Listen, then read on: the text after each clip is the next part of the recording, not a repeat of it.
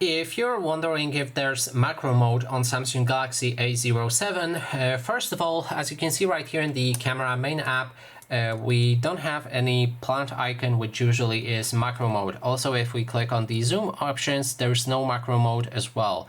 So instead, what if we try to make a photo with the maximum zoom? So I have a perfect object for the photography like this. So let's open the camera back with a 10%, 10 times zoom. And then we can take the miniature and try to photograph it.